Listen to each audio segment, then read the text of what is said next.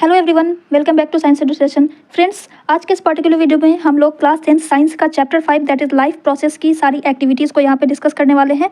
तो अगर आप क्लास 10 का एग्जाम देने वाले हो तो ये वीडियो आपके लिए बहुत ही हेल्पफुल रहने वाली है। इसके साथ ही अगर आप किसी अदर कम्पिटिटिव एग्जाम्स की तैयारी कर रहे हैं तो जनरल साइंस का जो पेपर होता है, जनरल साइंस का जो पोर्शन होता है उसमें भी 9th एंड 10th के साइंस पूछी जाती है ना। तो आपके लिए भी ये वीडियो बहुत ही हेल्पफुल रहने वाली है और एक्टिविटी से ज़्यादा क्वेश्चंस आते हैं, तो एक्टिविटी तो बहुत ही इंपॉर्टेंट है। तो प्लीज़ इस वीडियो को ज़रूर एंड तक देखिएगा और अपने दोस्तों के साथ शेयर भी कीजिएगा। ओके, तो चलिए आज का ये सेशन स्टार्ट करते हैं। यहाँ पे हम लोग सारी एक्टिविटीज़ को डिस्कस करेंगे और इसके साथ ही जो भी मोस्ट इंपॉर्टेंट टॉपिक्स हैं इस चैप्टर के, उन सारे टॉपिक्स को हम यहाँ पे कवर अप करने वाले हैं। प्लस 10 इंपॉर्टेंट क्वेश्चंस भी मैं आपको यहाँ पे प्रोवाइड करने वाली हूँ जो कि क्लास 10th के बच्चों के लिए बहुत इंपॉर्टेंट है।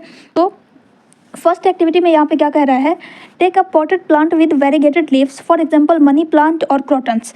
ऐसे प्लांट लेने हैं जिसका लीफ जो होता है ना वो उसमें 2 कलर होते हैं, है ना, कुछ पार्ट ग्रीन होता है और कुछ पार्ट येलो होता है। ऐसा प्लांट लेना है। अब क्या करना है, इसको डार्क रूम में 2-3 डेज के लिए रख देना है ताकि उसमें जो स्टार्च बना हुआ है वो पूरी तरह से यूज्ड अप हो जाए। फिर क्या करना है, फिर इसको 6 आवर्स के लिए सनलाइट में रख देना है ताकि फिर से क्लोरोफिल स्टार्च का फॉर्मेशन कर सके। ठीक है, तो एक्चुअली ये एक्टिविटी ये बताने के लिए, ये डिमॉन्स्ट्रेट करने के लिए है कि क्लोरोफिल का क्या रोल है फोटोसिंथेसिस में। ओके, तो पहले जो स्टार्च बना हुआ था उसको यूज्ड अप करने के लिए उसे हमने डार्क रूम में रख दिया और उसके बाद फिर 6 आवर्स के लिए क्या करना है, सनलाइट में रखना है। फिर उस प्लांट में से एक लीफ तोड़ लेना है और उसके बाद उस पर ग्रीन एरियाज जो हैं उनको मार्क कर लेना है और उसे एक शीट ऑफ पेपर पे ट्रेस कर लेना है ना, इस तरह से। यहाँ पे ग्रीन एरिया है तो इसको हम इस तरह से ट्रेस कर लेंगे। उसके बाद क्या करना है, अब इसे बॉइलिंग वाटर में कुछ देर के लिए डुबो देना है। बॉइलिंग वाटर में इसलिए डुबोने के लिए कहा गया है कि लीव्स जो होती हैं वो लिविंग सेल्स हैं और प्लांट्स की जो सेल्स होती हैं उनके ऊपर उनकी outermost layer cell wall cellulose की बनी हुई होती है, तो उसको डिस्टर्ब करना बहुत मुश्किल होता है। इसलिए बॉइलिंग वाटर में डाला जाता है ताकि जो जितनी भी सेल्स है ना वो डेड हो जाए। उसके बाद फिर इसे क्या करना है, अल्कोहल लेना है और अल्कोहल कंटेनिंग बीकर में उसको इमर्स करना है। ऐसा इसलिए करना है क्योंकि इसमें जो क्लोरोफिल है वो पूरी तरह से डिसॉल्व हो जाए। ठीक है, तो अल्कोहल में डाल करके उस अल्कोहल को गर्म करना है वाटर बाथ में रख करके। जैसा कि हम जानते हैं कि अल्कोहल जो होता है वो इनफ्लेमेबल होता है, तो डायरेक्ट गर्म नहीं करना है, वाटर बाथ में रख करके उसको गर्म करना है और इतनी देर तक गर्म करना है कि वो बॉयल होना स्टार्ट हो जाए। फिर उसके बाद हमें ऑब्जर्व करना है कि लीफ का कलर कैसा होता है। तो हम ये देखेंगे कि लीफ जो है वो अपना ग्रीन कलर खो देता है, ग्रीन कलर उसका डिसअपियर हो जाता है और सॉल्यूशन का जो कलर है वो ग्रीन हो जाता है। मतलब कि क्लोरोफिल जो है वो अल्कोहल सॉल्यूशन में घुल जाता है, डिसॉल्व हो जाता है। ठीक है, अब क्या करना है, अब उस लीफ को डाइल्यूट सॉल्यूशन ऑफ आयोडीन के सॉल्यूशन में कुछ समय के लिए उसको डिप कर देना है। फिर उसको उसमें से निकालना है, अच्छी तरह से धो लेना है और तब ऑब्जर्व करना है कि उस लीफ का कलर कैसा होता है। तो जब हम आयोडीन सॉल्यूशन में डालेंगे ना, तो आयोडीन सॉल्यूशन में डालने के बाद हम ये ऑब्जर्व करते हैं कि पहले लीफ ऐसा था, ग्रीन पार्ट इस तरह से थे, और जब हमने उसे आयोडीन सॉल्यूशन में डाला तो वो जो ग्रीन एरिया था ना वो ब्लू ब्लैक हो जाता है इस तरह से। इससे ये कंक्लूजन निकलता है, ये ब्लू ब्लैक कलर यह इंडिकेट कर रहा है कि जहाँ पे ग्रीन एरिया था वहाँ पे स्टार्च प्रेजेंट है और जो येलो कलर है वहाँ पे स्टार्च प्रेजेंट नहीं है, इसलिए आयोडीन वहाँ पे एक्ट नहीं करता है। दैट मीन्स क्या कि ग्रीन पोर्शन में क्लोरोफिल प्रेजेंट था, तो क्लोरोफिल के प्रेजेंस की वजह से वहाँ पे फोटोसिंथेसिस हुई, स्टार्च का फॉर्मेशन हुआ। और जहाँ पे येलो पार्ट है वहाँ पे क्लोरोफिल नहीं है, इसलिए वहाँ पे स्टार्च का फॉर्मेशन नहीं होता है। तो इस एक्टिविटी से हमें यही पता चलता है कि chlorophyll is essential for photosynthesis. Okay, so ये रहा आपका ऑब्जर्वेशन और ये है conclusion. Leaf becomes colourless because chlorophyll is dissolve in alcohol. जब हम अल्कोहल में डिजॉल्व करते हैं तो क्या होता है, पहले वो ऑब्जर्व किया हमने, तो अल्कोहल सोल्यूशन क्या हो जाता है, ग्रीन हो जाता है। फिर हमने आयोडीन सोल्यूशन में डाला तो हमने क्या ऑब्जर्व किया कि जो ग्रीन एरिया था वो क्या हो जाता है, डार्क ब्लू हो जाता है। तो ओवरऑल कंक्लूजन हमें ये निकलता है कि ब्लू कलर जो है, ग्रीन एरिया में जो ब्लू कलर हमें मिला वो क्या इंडिकेट कर रहा है, प्रेजेंस ऑफ स्टार्च को, और जो कलरलेस पार्ट है वो ये इंडिकेट कर रहा है कि वहाँ पे स्टार्च का फॉर्मेशन नहीं हुआ है क्योंकि वहाँ पे क्लोरोफिल प्रेजेंट नहीं था। ठीक है, तो इससे ये प्रूफ होता है कि chlorophyll is essential for photosynthesis. Next activity देखते हैं। इसमें क्या कह रहा है, इसमें 2 हेल्थी पॉटेड प्लांट लेने हैं जो कि नियरली सेम साइज का होना चाहिए, ठीक है। उसके बाद इसको क्या करना है, डार्क रूम में 3 डेज के लिए रख देना है। उसके बाद फिर now place each plant on separate glass plates, place a watch glass containing potassium hydroxide by the side of one of the plant. The potassium hydroxide is used to absorb carbon dioxide. अब इसमें से इन दोनों plants को separate glass plate पे रख देना है और उसके बाद एक ग्लास प्लेट पे क्या करना है आपको, एक प्लांट के साथ, एक पॉटेड प्लांट के साथ आपको पोटेशियम हाइड्रोक्साइड रख देना है और दूसरे को एज इट इज़ रहने देना है। उसके बाद क्या करना है, cover both plant with separate bell jar as shown in figure 5.4। और उसके बाद पोटेशियम हाइड्रोक्साइड रख देने के बाद दोनों को बेल जार से इस तरह से कवर अप कर देना है, ठीक है। बेल जार से कवर अप कर देना है और उसके बाद वैसलीन से इसको पूरी तरह से सील कर देना है ताकि कहीं से भी कोई एयर एंटर नहीं कर सके, एयर टाइट कर देना है इसको। उसके बाद इसको, इस प्लांट को कवर अप करने के बाद क्या करना है, सनलाइट में रख देना है 2 घंटे के लिए। फिर अब इन प्लांट्स में से लीफ को तोड़ लेना है, दोनों ही प्लांट में से एक एक लीफ तोड़ लेना है और चेक करना है आयोडीन टेस्ट के थ्रू कि स्टार्च प्रेजेंस है नहीं है, कितना अमाउंट ऑफ स्टार्च प्रेजेंट है, क्या दोनों ही पौधों में, दोनों ही प्लांट की जो लीव्स है उसमें सेम अमाउंट ऑफ स्टार्च है या किसी में कम है, किसी में ज़्यादा है, ये हमें ऑब्जर्व करना है। तो हम ये ऑब्जर्व करेंगे कि जिसमें हमने पोटेशियम हाइड्रोक्साइड रखा था तो उसमें, बिकॉज पोटेशियम हाइड्रोक्साइड क्या करता है, पोटेशियम हाइड्रोक्साइड जो है ये CO2 को एब्जॉर्ब कर लेता है, ठीक है। CO2 के एब्जॉर्ब कर लेने की वजह से ये जो ए पॉट था उसमें कार्बन डाइऑक्साइड का अवेलेबिलिटी कम हो जाती है, कार्बन डाइऑक्साइड का अमाउंट कम हो जाता है, जिसकी वजह से क्या होता है कि इसमें जब हम चेक करते हैं ना, आयोडीन टेस्ट जब हम करते हैं तो हमें ये पता चलता है कि स्टार्च का जो अमाउंट है वो इसमें कम है ना। हमें क्या ऑब्जर्व करने पर पता चलता है कि जो पॉट ए है उसमें स्टार्च का अमाउंट कम रहता है और बी में स्टार्च का अमाउंट ज़्यादा रहता है। ऐसा इसलिए हो रहा है क्योंकि इसमें हमने पोटेशियम हाइड्रोक्साइड रखा था और पोटेशियम हाइड्रोक्साइड क्या करता है, कार्बन डाइऑक्साइड के अमाउंट को कम कर देता है, एब्जॉर्ब कर लेता है कार्बन डाइऑक्साइड को, जिसकी वजह से इसमें क्या होता है, इसमें कार्बन डाइऑक्साइड का अमाउंट कम होने की वजह से फोटोसिंथेसिस की प्रोसेस सही से नहीं हो पाती है, जिसकी वजह से स्टार्च का फॉर्मेशन कम होता है। और इसमें सफिशिएंट कार्बन डाइऑक्साइड प्रेजेंट है इसलिए इसमें स्टार्च का फॉर्मेशन अच्छे से होता है और अमाउंट हमें ज़्यादा मिलता है। तो अगेन इस एक्टिविटी से हमें ये पता चल रहा है कार्बन डाइऑक्साइड का इम्पोर्टेंस, ये हमें इंडिकेट करता है कि कार्बन डाइऑक्साइड भी फोटोसिंथेसिस के लिए उतना ही इफेक्ट है जितना कि क्लोरोफिल। ओके, इसी तरह से आपको एग्जाम में सनलाइट के प्रेजेंस पर बेस्ड एक्टिविटी लिखने के लिए भी कहा जा सकता है, तो वो भी आप ध्यान रखेंगे। ओके, सो ओवरऑल कंक्लूजन क्या निकलता है कि amount of carbon dioxide essentially affects the process and outcome of photosynthesis. अगर CO2 कम है तो फोटोसिंथेसिस की प्रोसेस पे अफेक्ट करता है, कम स्टार्च का फॉर्मेशन होगा, अगर कार्बन डाइऑक्साइड ज़्यादा है तो ज़्यादा स्टार्च बनेगा।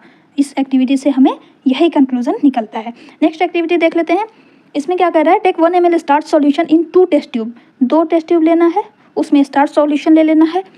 एक टेस्ट ट्यूब में हमें सलाइवा ऐड करना है और दूसरे में कुछ भी ऐड नहीं करना है और वैसे ही दोनों सॉल्यूशन को 20 to 30 मिनट्स तक रख देना है। एक में हमने सलाइवा ऐड किया और एक में विदाउट सलाइवा सॉल्यूशन को हमने वैसे ही रख दिया। अब क्या करना है, अब दोनों ही सॉल्यूशन में आयोडीन सॉल्यूशन ऐड करना है और चेक करना है कि कलर में क्या इफेक्ट होता है। तो हम ये ऑब्जर्व करेंगे कि जिस सॉल्यूशन में हमने सलाइवा रखा था और सलाइवा के साथ हमने आयोडीन दिया है ना, तो उसमें क्या होता है, उसमें नो कलर चेंज, उसमें कोई भी कलर चेंज नहीं होता है। और B solution, test tube B की अगर हम बात करें तो उसमें सलाइवा नहीं है, तो उसमें जब हम आयोडीन सॉल्यूशन डालते हैं तो उसमें हमें वो जो सॉल्यूशन है उसका कलर क्या हो जाता है, ब्लू ब्लैक हो जाता है। तो इससे ये पता चल रहा है जब हम सलाइवा ऐड कर देते हैं तो सॉल्यूशन का आयोडीन का इफेक्ट शो नहीं होता है और जब सलाइवा नहीं ऐड करते हैं तो हम उसमें स्टार्च का प्रेजेंस हमें देखने को मिलता है। ठीक है, आयोडीन का कलर अगर ब्लू ब्लैक हो जाता है दैट मीन्स के सॉल्यूशन में स्टार्च प्रेजेंट है, और अगर कलर चेंज नहीं होता है दैट मीन्स के स्टार्च एब्सेंट है। तो सलाइवा वाले सॉल्यूशन में से स्टार्च गायब हो जाता है और जिसमें हमने सलाइवा नहीं डाला है उसमें स्टार्च प्रेजेंट रहता है। दैट मीन्स के यहाँ पे सलाइवा ने कुछ रोल प्ले किया है जिसकी वजह से सॉल्यूशन से स्टार्च गायब हो गया। तो इसके पीछे रीज़न क्या है, तो एक्चुअली ये होता है कि सलाइवा जो होता है ना, इसके अंदर एक एंजाइम पाया जाता है, अमाइलेज, सलाइवरी अमाइलेज पाया जाता है। अमाइलेज एंजाइम का ये रोल होता है ना कि ये स्टार्च का ब्रेक डाउन कर देता है, स्टार्च को डिग्रेड कर देता है और सिंपलर शुगर में कन्वर्ट कर देता है, ग्लूकोज में कन्वर्ट कर देता है। स्टार्च क्या है? कम्प्लेक्स शुगर मॉलिक्यूल्स है और ये सिंपलर शुगर है ग्लूकोज, उसमें कन्वर्ट कर देता है, जिस पे आयोडीन का कोई इफेक्ट नहीं पड़ता है। आयोडीन एक्ट किस पे करेगा? स्टार्च पे। तो यहाँ पे स्टार्च का डिग्रेडेशन हो जाता है शुगर में, जिसकी वजह से आयोडीन कोई एक्ट नहीं कर पाता है और सोल्यूशन का कलर चेंज नहीं होता है, यही वजह है। तो यहाँ पे सलाइवा, यहाँ पे क्या पूछ रहा है कि what does this tell us about the action of saliva. तो यही एक्शन है सलाइवा का कि सलाइवा में जो प्रेजेंट एंजाइम होता है सलाइवरी अमाइलेज, वो क्या करता है? स्टार्च को डिग्रेड कर देता है सिंपलर शुगर में। ओके, सो ये रहा आपका observation. Saliva contains an enzyme salivary amylase which breaks down starch into sugar. Okay, next activity, इसमें क्या कर रहा है? Take some freshly prepared lime water in a test tube. एक टेस्ट ट्यूब में फ्रेशली प्रिपेयर्ड लाइम वाटर लेना है। अब उसको क्या करना है? उसमें एयर ब्लो करना है, अपने मुंह से एयर फूंकना है इस तरह से। उसके बाद नोट करना है कि how long it takes for the lime water to turn milky. कितना टाइम लगता है इस लाइम वाटर को मिल्की होने में, ये ऑब्जर्व करना है। तो हम ये ऑब्जर्व करेंगे कि हमें बहुत ही लेस टाइम लगता है, बहुत ही कम टाइम लगता है इस लाइम वाटर को मिल्की होने में। उसके बाद क्या करना है? यूज़ अ सिरिंज और पिचकारी to pass air through some fresh lime water taken in another test tube. उसके बाद फिर एक अनदर टेस्ट ट्यूब में भी लाइम वाटर लेना है और उसमें सिरिंज से एयर पुश करना है। ठीक है, सिरिंज से उसमें एयर पुश करना है और तब ऑब्जर्व करना है कि अब कितना टाइम लगता है। तो हम ये ऑब्जर्व करेंगे कि जब हमने मुंह से एयर ब्लो किया था तो कम टाइम लगा था, लेकिन जब हम सिरिंज का यूज़ करते हैं तो इसमें क्या लगता है? इसमें टाइम ज़्यादा लगता है। ठीक है, ये हुआ हमारा ऑब्जर्वेशन। अब इसमें बताना है कि what does this tell us about the amount of carbon dioxide in the air that we breathe out. तो इससे हमें कंक्लूजन क्या निकल रहा है कि जो एयर हम सांस लेते हैं, है ना, हमने ऑक्सीजन इंटेक किया, अब वो हमारी बॉडी में जाता है, हमारे फूड का डाइजेशन होता है, उसमें ऑक्सीजन यूज अप होता है और उसके बाद कार्बन डाइऑक्साइड गैस रिलीज होती है, जिसको हम अपने सांस के थ्रू छोड़ते हैं। तो जो हमने इसमें एयर ब्लो किया वो हमारी बॉडी से कार्बन डाइऑक्साइड रिलीज हो रहा था। तो जो हमारी बॉडी में जो हम ब्रीद आउट करते हैं उसमें जो कार्बन डाइऑक्साइड रहता है उसमें ज़्यादा अमाउंट रहता है as compare to atmospheric carbon dioxide. यहाँ पे सिरिंज से जो कार्बन डाइऑक्साइड जा रहा है वो एटमॉस्फेयर से जा रहा है, तो एटमॉस्फेयर में कार्बन डाइऑक्साइड का अमाउंट बहुत ही कम होता है। ठीक है, यहाँ पे यही बताने की कोशिश की गई है कि हम जो ब्रीद आउट करते हैं उसमें कार्बन डाइऑक्साइड की मात्रा ज़्यादा रहती है as compare to atmospheric air. Okay, so ये रहा आपका कंक्लूजन, ऑब्जर्वेशन है और ये रहा कंक्लूजन। ओके, ये observation, when we blow air through mouth it turns lime water milky instantaneously, मतलब बहुत जल्दी। While when we blow air through syringe और पिचकारी तो हमें बहुत टाइम भी लगता है और बहुत ताकत भी लगता है। क्यों ऐसा होता है? क्योंकि हमारी बॉडी सेल्स से जो कार्बन डाइऑक्साइड प्रोड्यूस होता है वो ज़्यादा अमाउंट में प्रेजेंट होता है और जो एटमॉस्फेयर में कार्बन डाइऑक्साइड प्रेजेंट होता है वो लेस अमाउंट में प्रेजेंट होता है, इसीलिए इसमें ज़्यादा ताकत लगती है और ये जल्दी कन्वर्ट कर देता है। Okay, so it shows that the air we breathe out contains more carbon dioxide as compare to the atmospheric air. Next activity देख लेते हैं, टेक सम फ्रूट जूस और शुगर सॉल्यूशन, कोई एक लेना है, या तो फ्रूट जूस लेना है या शुगर सॉल्यूशन लेना है और उसमें यीस्ट ऐड करना है। शुगर सॉल्यूशन लेना है और उसमें यीस्ट ऐड करना है। Take this mixture in a test tube fitted with a 1 holed cork, इस तरह का सेटअप आपको लेना है और उसमें इसको फिट कर देना है और उसमें से एक डिलीवरी ट्यूब इस तरह से सेट कर देना है। उसके बाद इस ट्यूब में कैल्शियम हाइड्रोक्साइड का सोल्यूशन डाल देना है। फिर ऑब्जर्व करना है कि what change is observed in the lime water and how long does it take for this change to occur. अब हमें ऑब्जर्व करना है कि इस कैल्शियम हाइड्रोक्साइड सोल्यूशन यानी कि लाइम वाटर का कलर कितनी देर में चेंज होता है। तो हम ये ऑब्जर्व करेंगे कि जब हमने शुगर सॉल्यूशन में यीस्ट डाला तो it takes 4 to 5 hours for this change. 4 से 5 घंटे लग जाते हैं इस लाइम वाटर को मिल्की होने में। तो इससे ये पता चल रहा है कि इसमें जो भी प्रोसेस हो रही है वो बहुत ही स्लो प्रोसेस है। और दूसरी चीज़ हमें ये पता चल रही है कि बिकॉज ये लाइम वाटर मिल्की हो जा रहा है डैट मीन्स कि कार्बन डाइऑक्साइड गैस रिलीज हो रही है ना। तो यहाँ पे कुछ ऐसा हो रहा है जिसमें कार्बन डाइऑक्साइड गैस का फॉर्मेशन हो रहा है। तो एक्चुअली यहाँ पे होता क्या है, ये तो रहा मेरा ऑब्जर्वेशन कि air taken out through the test tube makes lime water milky, और इसमें टाइम कितना लगता है तो 4 to 6 आवर्स लगता है। ये दोनों क्वेश्चन का आंसर हुआ। इसके पीछे रीज़न क्या है कि जब यीस्ट ऐड होता है ना शुगर में, तो यीस्ट क्या करता है, ये शुगर मॉलिक्यूल्स को डिग्रेड कर देता है। ठीक है, शुगर मॉलिक्यूल को डिग्रेड कर देता है एंड अल्कोहल का प्रोडक्शन कर देता है, अल्कोहल प्रोड्यूस कर देता है, जिसके साथ साथ कार्बन डाइऑक्साइड गैस रिलीज होती है। और जब इस कार्बन डाइऑक्साइड गैस को इसके थ्रू हम पास करते हैं तो लाइम वाटर क्या हो जाता है, मिल्की हो जाता है। दैट मीन्स ये इस एक्टिविटी से हमें ये पता चल रहा है कि यीस्ट में फर्मेंटेशन की प्रोसेस होती है, जिसके through carbon dioxide gas release होती है और अल्कोहल प्रोड्यूस होता है। ठीक है, so what does this tell us about the products of fermentation. तो फर्मेंटेशन का प्रोडक्ट क्या हुआ, alcohol and carbon dioxide. Fermentation की प्रोसेस जो होती है वो ऑक्सीजन के एब्सेंस में होती है एंड 4 to 5 आवर्स लग रहे हैं। इससे हमें ये पता चल रहा है कि it is a very slow process. Okay, next activity देख लेते हैं। इसमें फिश को ऑब्जर्व करना है, फिश जो सांस लेती है छोड़ती है उसको ऑब्जर्व करना है। इसमें क्या कह रहा है, observe fish in aquarium, they open and close there mouths and the gill slits, gill slits इसको कहते हैं और ये है माउथ। तो आप ऑब्जर्व करोगे कि जब भी मछली पानी में जब चल रही होती है तो इसका मुंह भी खुलता है और इसका गिल स्लिट्स भी ओपन क्लोज होता रहता है। तो यहाँ पे यही पूछ रहा है, यही ऑब्जर्व करना है कि इसके ओपन होने की और इसके क्लोज होने की जो टाइमिंग है, are the timing of opening and closing of mouth and gill slits coordinated in some manner. तो क्या इस दोनों में कोई रिलेशन दिख रहा है, कोई कोऑर्डिनेशन दिख रहा है, ये हमें ऑब्जर्व करना है। सेकंड चीज़ हमें ये देखनी है कि count the number of time the fish opens and close its mouth in 1 minute. अब हमें दूसरी चीज़ ये ऑब्जर्व करनी है कि 1 मिनट में ये कितनी बार माउथ ओपन क्लोज करती है, और उसके बाद उसको कंपेयर करना है। हम जो सांस लेते हैं 1 मिनट में कितनी बार सांस लेते हैं हम, 72 मिनट्स, 72 टाइम्स, राइट। तो इससे हमें कंपेयर करना है। तो सबसे पहली चीज़ तो हम ये ऑब्जर्व करते हैं। तो यहाँ पे देखिए आप इसको, लुक एट दिस, इसके माउथ को देखिए और इसके गिल स्लिट्स को देखिए। ये जब मुंह ओपन कर रही है तो यहाँ पे बंद हो रहा है, और जब मुंह को क्लोज करती है तो यहाँ पे ओपन होता है। देखो यहाँ से वाटर इंटर हुआ तो मुंह बंद हो जाता है और फिर यहाँ से वाटर रिलीज होता है। ठीक है, तो होता एक्चुअली में ये है, इसके पीछे मैकेनिज्म ये काम कर रहा है कि फिशेस जो होती है ना वो डिजॉल्व ऑक्सीजन यूज़ करती है। ठीक है, ये वाटर में रहती है। एक्वेटिक ऑर्गेनिज्म, फिशेस जैसे जितने भी एक्वेटिक ऑर्गेनिजम्स होते हैं वो डिजॉल्व ऑक्सीजन यूज़ करते हैं, पानी में डिजॉल्व ऑक्सीजन। तो उसके लिए इसको पानी को इनहेल करना, पानी को इंटेक करना पड़ता है, वाटर को इंटेक करना पड़ता है। ठीक है, तो ये फिशेस जो होती हैं ये मुंह से, माउथ से वाटर इंटेक करती है, और जब वाटर इंटेक करती है तो उस टाइम में गिल स्लिट्स क्लोज रहता है, और जब वाटर इंटेक कर लेती है तो फिर उसको पास कर देती है गिल स्लिट्स के थ्रू, गिल्स के थ्रू।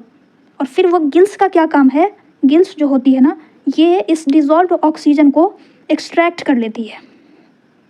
ठीक है, वाटर में से ऑक्सीजन एक्सट्रैक्ट हो गया, अब जो पानी बचा, वाटर बचा, अब उसको तो बाहर निकालना है। तो उसके लिए फिर ये ओपन होता है, गिल स्लिट्स ओपन होता है, और उस टाइम में माउथ जो है वो क्लोज हो जाता है और गिल स्लिट्स के थ्रू वाटर क्या हो जाता है, आउट हो जाता है। ठीक है, तो इस तरह से हमने यहाँ पे देखा कि फिशेस जो होती हैं वो कैसे सांस लेती है, कैसे रिस्पायर करती है। माउथ से एयर इंटेक, माउथ से वाटर इंटेक करती है, डिजॉल्व ऑक्सीजन को गिल्स एब्जॉर्ब कर लेती है, ब्लड में डिजॉल्व कर देती है, और जो एक्सेस वाटर होता है उसको इस ओपर्क्यूलम के थ्रू बाहर निकाल देती है। अब यहाँ पे सेकंड क्वेश्चन जो कह रहा है कि नंबर ऑफ टाइम्स काउंट करने के लिए, तो हम ये ऑब्जर्व करते हैं कि ये 90 to 100 टाइम्स से भी ज़्यादा बार अपना ये मूवमेंट परफॉर्म करती है। तो दैट मीन्स कि ये हमारे कंपैरिजन में बहुत जल्दी सांस लेती है। इसके पीछे रीज़न ये है कि वाटर में जो ऑक्सीजन प्रेजेंट होता है ना, वाटर में जो ऑक्सीजन प्रेजेंट होता है वो बहुत ही लेस अमाउंट में प्रेजेंट होता है, और एटमॉस्फेयर में कितना परसेंट ऑक्सीजन है, 21%, लेकिन वाटर में बहुत ही कम होता है। इस वजह से एक्वेटिक एनिमल्स को, एक्वेटिक ऑर्गेनिजम्स को बहुत ज़्यादा वाटर इंटेक करना पड़ता है ताकि वो सफिशिएंट ऑक्सीजन इंटेक कर सके रेस्पिरेशन के लिए। यही वजह है कि उनको जल्दी वाटर इंटेक करना पड़ता है, जल्दी ब्रीदिंग करनी पड़ती है। ओके, सो ओवरऑल ऑब्जर्वेशन क्या है हमारा कि ब्रीदिंग रेट ज़्यादा होती है, हम लोगों से ज़्यादा होती है, ह्यूमन बींग से ज़्यादा होती है एक्वेटिक ऑर्गेनिजम्स की। ओके, सो ये रहा आपका explanation. Fishes take in water through their mouth, this water passes through gills, gills के थ्रू पास होता है जहाँ पे ऑक्सीजन को ट्रैप कर लिया जाता है ब्लड में, और फिर माउथ क्लोज हो जाता है और गिल स्लिट्स ओपन होता है to expel the water. Fishes जल्दी जल्दी सांस क्यों लेती हैं? तो इसका रीज़न है कि अमाउंट जो होता है ऑक्सीजन का वो वेरी लेस होता है, so fishes need to pump lots of water to get enough oxygen, that's why they breathe so fast. So overall what we conclude in this activity, aquatic organisms have faster breathing rate than terrestrial ones due to low oxygen availability in water, और because water में से oxygen को trap करना होता है, extract करना होता है, तो इसलिए उनके पास गिल्स होता है जो कि इसमें हेल्प करता है। ठीक है, नेक्स्ट एक्टिविटी देख लेते हैं 5.7। इसमें क्या करना है, हेल्थ सेंटर पे आपको विजिट करना है और normal range of haemoglobin content ये पता करना है। उसके बाद ये आपको ऑब्जर्व करना है कि चिल्ड्रेन और एडल्ट्स में क्या सेम रेंज होता है। तो हम ये ऑब्जर्व करेंगे कि चिल्ड्रेन में अलग रेंज होता है, मेन में अलग रेंज होता है, वुमेन में अलग रेंज होता है। ठीक है, is there any difference in the haemoglobin level for men and women, तो हम ये ऑब्जर्व करेंगे कि सब में अलग अलग होता है। फिर क्या करना है, आपको वेटरिनरी क्लिनिक पे जाना है और वहाँ पे ऑब्जर्व करना है डिफरेंट एनिमल्स के हीमोग्लोबिन कंटेंट रेंज को। तो हम ये ऑब्जर्व करेंगे कि इनमें भी डिफरेंट होता है। फिर ये पता करना है कि इनके जो बच्चे होते हैं, काफ्स होते हैं, और मेल और फीमेल एनिमल्स होते हैं, उसमें भी डिफरेंस पाया जाता है। तो यस, हम ये ऑब्जर्व करते हैं कि उसमें भी डिफरेंस पाया जाता है। फिर अब क्या करना है, male and female human beings और एनिमल्स, इन सभी को कंपेयर करना है कि ये डिफरेंस किस वजह से है, इसका क्या रीज़न हो सकता है। ठीक है, तो सबसे पहले तो हमारा ऑब्जर्वेशन ये रहेगा कि मेल में ये होता है, फीमेल में उससे कम होता है, मेल से कम होता है। इसके पीछे भी रीज़न है। इसके पीछे देखो, मेन जो होते हैं ना, मेल, उसमें अलग हार्मोन से रिलीज होते हैं। ठीक है, उनका कंजम्पशन जो डिमांड होता है, मेटाबॉलिक डिमांड्स होता है, वो थोड़ा डिफरेंट होता है। वुमेन में अलग हार्मोन से रिलीज होते हैं, जिसकी वजह से इन हार्मोनल इन्फ्लुएंस की वजह से इस दोनों में डिफरेंस पाया जाता है। चिल्ड्रेन में वो जल्दी जल्दी सांस, उनका जो ब्रीदिंग रेट होता है वो थोड़ा ज़्यादा होता है, फास्ट होता है एडल्ट से। इसकी वजह से ज़्यादा हीमोग्लोबिन कंटेंट की ज़रूरत होती है, तो चिल्ड्रेन में ज़्यादा होता है। ठीक है, उसी तरह से एनिमल्स में भी मेटाबॉलिक डिमांड्स इनकी अलग होती है, इनका हैबिटेट अलग होता है, ये सेल्यूलोज कंज्यूम करते हैं। तो इसके वजह से ये सारे फैक्टर्स हैं। और दूसरी बात कि जैसे जैसे एज बढ़ती जाती है, हीमोग्लोबिन कंटेंट पर भी इफेक्ट पड़ता है। यहाँ पे हमने देखा कि मेल फीमेल में भी अलग अलग, यानी कि सेक्स भी अफेक्ट करता है हीमोग्लोबिन कंटेंट को। तो ये सारे फैक्टर्स हैं जो कि हीमोग्लोबिन लेवल को अफेक्ट करते हैं। इसमें बस यही कंक्लूड करना था। ठीक है, haemoglobin level varies by age, sex और habitat and depends on various health factor. अब देखो, कोई कमज़ोर है, किसी को मेल न्यूट्रिशन हो गया है, मेल न्यूट्रिशन का शिकार है, तो उसमें हीमोग्लोबिन कम पाया जाएगा। और जो हेल्दी होता है, हेल्दी पर्सन होगा, तो उसमें हीमोग्लोबिन का कंटेंट अच्छा पाया जाएगा।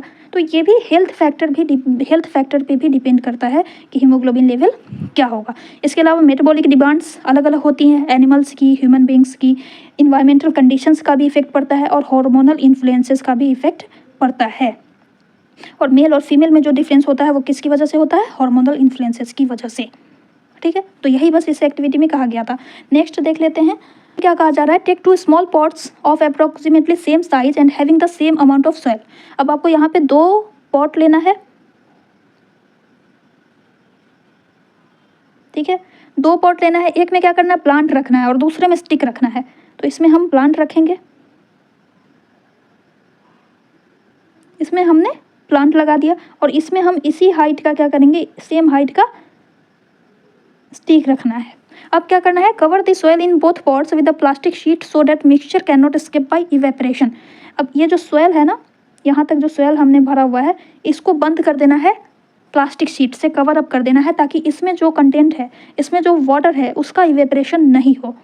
फिर इसको कवर अप करने के बाद प्लांट को भी प्लास्टिक शीट से कवर अप कर देना है। ठीक है, इसको भी प्लास्टिक शीट से इस तरह से पूरी तरह से बंद कर देना है, इसको भी प्लास्टिक शीट से पूरी तरह से इस तरह से बंद कर देना है। इसको हम ए मान लिया, हमने इसको बी मान लिया। अब क्या करना है, अब इसको ब्राइट सनलाइट में हाफ एन आवर के लिए रख देना है, और फिर ऑब्जर्व करना है कि दोनों ही केसेस में क्या डिफरेंसेस देखने को मिलते हैं। तो जब हम इसको हाफ एन आवर के लिए सनलाइट में रख देते हैं, तो उसके बाद हम ये ऑब्जर्व करेंगे कि जिसमें प्लांट हमने रखा था, उसकी जो प्लास्टिक शीट्स है उसके ऊपर हमें कुछ वाटर ड्रॉपलेट्स देखने को मिलते हैं, अंदर साइड में वाटर ड्रॉपलेट्स देखने को मिलेंगे। लेकिन जिसमें स्टिक था उसमें कोई भी चेंजेस हमें देखने को नहीं मिलता है। अब सवाल ये आता है कि यहाँ पे जो ड्रॉपलेट्स हमें देखने को मिल रहा है, ये ड्रॉपलेट्स कहाँ से आया? यहाँ पे अगर हम एक बार सोचें कि पानी, यहाँ पे हमने पानी डाला था, इसकी जड़ में जो हमने पानी डाला था तो वो इवेपोरेट हुआ होगा, लेकिन इसको तो हमने कवर किया हुआ है। तो दैट मीन्स कि प्लांट्स का जो अपर पार्ट है, शूट पार्ट है, उसी में से इवेपोरेशन हुआ है, तभी ये ड्रॉपलेट्स हमें देखने को मिल रहा है। तो इस एक्टिविटी से यही कंक्लूजन निकलता है कि प्लांट्स की जो लीव्स होती हैं उसमें कुछ पोर्स पाए जाते हैं जिसके थ्रू प्लांट्स जो है एक्सेस वाटर अपना रिलीज करते हैं, and this process is called transpiration. ठीक है, तो इसमें ट्रांसपीरेशन को ही डिमॉन्स्ट्रेट करने की कोशिश की गई है। ओके, सो ऑब्जर्वेशन क्या हुआ हमारा कि some water droplets are observed inside the plastic sheet covering the potted plant while no water droplets are seen inside the sheet cover over the stick. ऐसा क्यों देखने को मिला हमें वाटर ड्रॉपलेट्स? तो उसके पीछे उसको हम एक्सप्लेन करेंगे कि plants absorb water from soil via roots, roots से वो वाटर एब्जॉर्ब करते हैं और उसको डिफरेंट बॉडी पार्ट्स में जाइलम के थ्रू ट्रांसपोर्ट करते हैं, और कुछ वाटर वो फोटोसिंथेसिस के लिए यूज़ कर लेते हैं। ठीक है, फोटोसिंथेसिस के लिए यूज़ करते हैं, कुछ वो ग्रोथ के लिए यूज़ करते हैं। इसके अलावा जो एक्सेस वाटर होता है उसको वो वाटर वेपर के फॉर्म में लीफ में प्रेजेंट स्टोमेटा के थ्रू इवेपोरेट कर देते हैं। ठीक है, इसी इवेपोरेशन की वजह से जब हमने प्लांट को प्लास्टिक शीट से कवर किया तो वो वाटर वेपर कंडेंस हो जाता है उस प्लास्टिक शीट पर और हमें वाटर ड्रॉपलेट्स देखने को मिलते हैं। ठीक है, जबकि स्टिक वाले गमले में, स्टिक वाले पॉट में हमें कुछ भी नहीं नज़र आता है, पानी नहीं नज़र आता है, ड्रॉपलेट्स नहीं नज़र आता है। क्यों? क्योंकि उसमें इवेपोरेशन नहीं होता है, उसमें ट्रांसपीरेशन होता ही नहीं, क्योंकि वो तो डेड है। Okay, so overall we concluded that plants lose excess water into the atmosphere through their leaves. This process is called transpiration. ठीक है, तो इससे ये भी क्लियर होता है कि ट्रांसपीरेशन का मेन जो साइट है वो कौन है? Main site of transpiration is leaves. और लीव्स में भी अगर स्पेसिफिकली पूछे तो किससे ट्रांसपीरेशन होता है? स्टोमेटा के थ्रू। ओके, ये भी आपको ध्यान रखना है।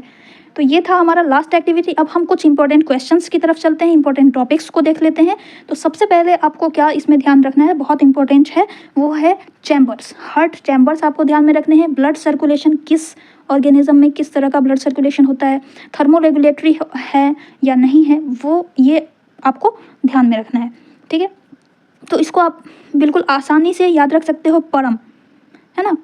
सबसे पहला आता है पाइसेस, ये 2 चैम्बर्ड हार्ट होते हैं, और ये देखो ये इंक्रीजिंग ऑर्डर, जैसे जैसे ये हम नीचे बढ़ेंगे वो चैम्बर इंक्रीज होता जा रहा है। परम से आप याद रखिएगा 2 से स्टार्ट करेंगे और इन दोनों को डबल डबल लिख देंगे बस। पाइसेस में 2 चैम्बर्ड हार्ट होता है, यानी फिशेज़ में 2 चैम्बर्ड हार्ट होता है। एम्फीबियंस जो पानी पे भी रहते हैं और ज़मीन पे भी रहते हैं उनको एम्फीबियन कहा जाता है, उनमें 3 चैम्बर्ड हार्ट होता है, डबल सर्कुलेशन होता है, and they are exothermic. Exothermic मतलब कोल्ड ब्लडेड। फिर रेप्टाइल्स की बात करें, इसमें भी 3 चैम्बर्ड हार्ट होता है, double circulation, cold blooded. Birds and mammals are warm blooded, इसीलिए इसमें 4 चैम्बर्ड हार्ट होते हैं। ऑक्सीजनेटेड ब्लड के लिए अलग चैम्बर होता है, डीऑक्सीजनेटेड के लिए अलग चैम्बर होता है, इसलिए इसमें कंप्लीट डबल सर्कुलेशन हमें देखने को मिलता है। और एम्फीबियन रेप्टाइल्स में इनकम्प्लीट डबल सर्कुलेशन देखने को मिलता है। जबकि फिश की बात करें तो इसमें सिंगल सर्कुलेशन होता है, क्योंकि 2 चैम्बर हार्ट है, एक एट्रियम होता है, एक वेंट्रिकल होता है। एम्फीबियंस एंड रेप्टाइल्स में 3 चैम्बर्ड है, तो इसमें 2 एट्रियम होगा, एक वेंट्रिकल होगा, इसलिए इनकम्प्लीट डबल सर्कुलेशन होता है। और इसमें बर्ड्स एंड मैमल्स में हम बात करें तो 4 चैम्बर्ड होता है, 2 एट्रियम और 2 वेंट्रिकल। ठीक है, तो ये स्लाइड आपके लिए इंपॉर्टेंट है, ये आपको ध्यान रखना है। नेक्स्ट इंपॉर्टेंट है, ये क्वेश्चन आपके लिए बहुत इंपॉर्टेंट है। देखो, why is it necessary to separate oxygenated and deoxygenated blood in mammals and birds? तो mammals and birds they are warm blooded animals, मतलब इसमें थर्मो रेगुलेशन होता है, राइट। इनमें टेम्परेचर को मेंटेन रखने की ज़रूरत होती है, क्योंकि ये वार्म ब्लडेड हैं। ये टेम्परेचर, इनकी बॉडी जो है टेम्परेचर को मेंटेन करके रखती है। टेम्परेचर को मेंटेन करके रखने के लिए ज़्यादा ऑक्सीजन की ज़रूरत होती है। ठीक है, तो इसीलिए इसमें ऑक्सीजनेटेड डीऑक्सीजनेटेड ब्लड के लिए अलग अलग चैम्बर्स होता है, ताकि ज़्यादा से ज़्यादा ऑक्सीजन सप्लाई हो सके। ओके, सो ये रहा आपका answer. Birds and mammals are warm blooded animals which constantly use energy to maintain their body temperature. Constantly energy use करना पड़ता है टेम्परेचर, बॉडी टेम्परेचर को मेंटेन रखने के लिए, इसीलिए इन्हें ज़्यादा से ज़्यादा ऑक्सीजन की रिक्वायरमेंट होती है ताकि ज़्यादा से ज़्यादा सेलुलर रेस्पायरेशन हो, ज़्यादा से ज़्यादा एटीपी बने to produce more energy. Hence, it is necessary to separate oxygenated and deoxygenated blood that allows a highly efficient supply of oxygen to the body. इसके बाद हम यहाँ पे मैंने 10 इंपॉर्टेंट क्वेश्चंस आपको यहाँ पे दे दिए हैं, क्योंकि इसे मैं एक्सप्लेन करूँगी तो बहुत लंबी वीडियो हो जाएगी, इतना आपके पास वक्त भी नहीं है। तो यहाँ पे इन सारे टॉपिक्स को आप अच्छे से प्रिपेयर कर लीजिएगा। प्रोसेस ऑफ ब्रीदिंग को देख लेना है, कार्बोहाइड्रेट प्रोटीन फैट का किस तरह से डाइजेशन होता है वो देख लेना है, फोटोसिंथेसिस का मैकेनिज्म और इसके जो 3 स्टेप्स होते हैं वो आपको देख लेना है, फिर ब्लड कैसे फ्लो करता है, डबल सर्कुलेटरी सिस्टम वो देखना है, नेफ्रॉन्स के स्ट्रक्चर एंड फंक्शंस को आप अच्छे से देख लेंगे, इसमें 3 ये अभी हम यहाँ पे डिस्कस भी करेंगे। प्रोसेस ऑफ यूरिन फॉर्मेशन, ये दोनों क्वेश्चन बहुत इंपॉर्टेंट है तो मैं यहाँ पे डिस्कस करने वाली हूँ। उसके बाद ये question, why do veins have thin walls as compare to arteries, क्यों ऐसा होता है? तो आर्टरीज की वॉल्स मोटी इसलिए होती है क्योंकि इसमें ब्लड फ्लो बहुत तेज़ी से होता है ना, तो इसलिए वो बर्स्ट नहीं करे, इसलिए उसकी वॉल जो होती है थिक होती है और अंदर का जो डायमीटर होता है वो पतला होता है। ठीक है। Why and how does water enter continuously into the root xylem, what are the function of gastric gland का क्या फंक्शन है, and process of nutrition in amoeba. ये इंपॉर्टेंट क्वेश्चंस हैं, इसको आप प्रिपेयर कर लीजिएगा। और एनसीईआरटी एग्जाम्पलर्स के क्वेश्चंस मैंने ऑलरेडी कराए हुए हैं, आप चैनल पे जाकर के देख सकते हो। एनसीईआरटी एग्जाम्पलर का एक फोल्डर बना हुआ है, उसमें आपको मिल जाएगा, ये सारे क्वेश्चंस के आंसर आपको वहाँ पे मिल जाएंगे। ठीक है। इसके बाद चलिए आइए यहाँ पे हम 2 टॉपिक डिस्कस कर लेते हैं, किडनी एंड नेफ्रॉन के स्ट्रक्चर को। ओके, यहाँ पे फिगर नहीं है तो देखो, किडनी के स्ट्रक्चर को जब हम देखेंगे तो सबसे आउटर मोस्ट लेयर की बात करें, सबसे पहले तो हम इसके शेप को देखते हैं। तो ये एक बीन शेप्ड ऑर्गन है, राइट, बीन शेप्ड ऑर्गन है, पेयर में प्रेजेंट होता है, एब्डोमिनल रीजन में पाया जाता है। फिर हम इसके डिफरेंट पार्ट्स को डिस्कस करेंगे। सबसे पहले आप इंट्रोडक्शन दे देना है किडनी के बारे में, उसके बाद फिर हम इसके स्ट्रक्चर को एक्सप्लेन करेंगे। सबसे आउटर मोस्ट कवरिंग जो हमें दिख रही है, जो इसको प्रोटेक्ट करती है ना, उसको कहते हैं रीनल कैप्सूल। और यहाँ पे हमें डिप्रेशन देखने को मिलता है, इस डिप्रेशन को हाइलम कहा जाता है। उसके बाद फिर ये जो डबल मेम्ब्रेनस स्ट्रक्चर दिख रहा है, डबल मेम्ब्रेन लेयर दिख रही है, उसको हम कहते हैं रीनल कॉर्टेक्स। इस रीनल कॉर्टेक्स में से एक हार्मोन सिक्रीट होता है एरिथ्रोपोएटिन, जो कि आरबीसी को बनाने में हेल्प करता है। उसके बाद फिर इनर पार्ट की अगर हम बात करें तो ये वाला जो आपको पार्ट दिख रहा है, ये पार्ट है ना, ये जो पार्ट दिख रहा है उसको कहा जाता है रीनल मेड्यूला, क्योंकि ये मेड्यूलरी पिरामिड की तरह स्ट्रक्चर है तो इसको हम मेड्यूलरी पिरामिड कहते हैं। तो ये है स्ट्रक्चर। ओके, इसके बाद यहाँ पे ये जो रीजन दिख रहा है, ये रीजन, इसको पेल्विस कहा जाता है। फिर इस पेल्विस से ये ट्यूब लाइक स्ट्रक्चर निकलता है जिसको हम कहते हैं यूरेटर। तो ये किडनी का पार्ट नहीं है, रीनल पेल्विस हो गया। उसके बाद इसमें 2 ब्लड कैपिलरीज गई हुई होती है, इसमें 2 ब्लड वेसल्स गई हुई होती है। एक अनफिल्टर्ड ब्लड को लेकर के जाती है, उसको हम रीनल वेन कहते हैं, रीनल आर्टरी कहते हैं, सॉरी रीनल आर्टरी कहते हैं। और जब ब्लड फिल्टर्ड हो जाता है तो उसको कैरी ऑन करके ले करके बाहर निकलती है, हार्ट तक ले जाती है, उसको हम कहते हैं रीनल वेन। ठीक है। So renal pelvis funnel shaped structure होता है यहाँ पे, जो कि यूरिन को करेक्ट करता है और उसे यूरेटर में पुश करता है। रीनल आर्टरी ये लार्ज ब्लड वेसल्स होती है जो कि अनफिल्टर्ड ब्लड को हार्ट से किडनी तक ले जाती है। रीनल वेन्स जो कि फिल्टर्ड ब्लड को किडनी से हार्ट तक पहुँचाती है। और मोस्ट इंपॉर्टेंट पार्ट आता है नेफ्रॉन, जो कि फंक्शनल यूनिट है किडनी का, ये आपको याद रखना है। लंग्स का फंक्शनल यूनिट क्या होता है? एल्वियोलाई, ये भी आप याद रखेंगे। और किडनी की फंक्शनल यूनिट नेफ्रॉन, जो कि ब्लड फिल्ट्रेशन में और यूरिन फॉर्मेशन के लिए रिस्पॉन्सिबल होती है। अब इसके बाद यूरिन फॉर्मेशन कैसे होता है, नेफ्रॉन का क्या स्ट्रक्चर होता है, तो आप देखो यहाँ पे इस पोर्शन में नेफ्रॉन होता है। ये जो जितने भी हरे ये सब दिख रहे हैं ना, ये सब नेफ्रॉन है। इस पोर्शन को जब हम जूम करके देखते हैं तो कुछ हमें इस तरह का स्ट्रक्चर दिखता है। यहाँ पे एक कप शेप्ड स्ट्रक्चर दिख रहा है, इसको कहते हैं बाउमेन्स कैप्सूल। ठीक है। और उसके बाद यहाँ पे ट्यूब्यूल्स नज़र आ रही है, इसको हम कहते हैं रीनल ट्यूब्यूल्स।